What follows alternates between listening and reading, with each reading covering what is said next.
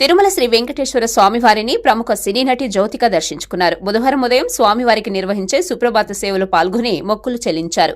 దర్శనానంతరం రంగనాయకుల మండపంలో వేద పండితులు వేద ఆశీర్వచనం అందించగా ఆలయ అధికారులు స్వామివారి తీర్థ ప్రసాదాలు అందజేశారు.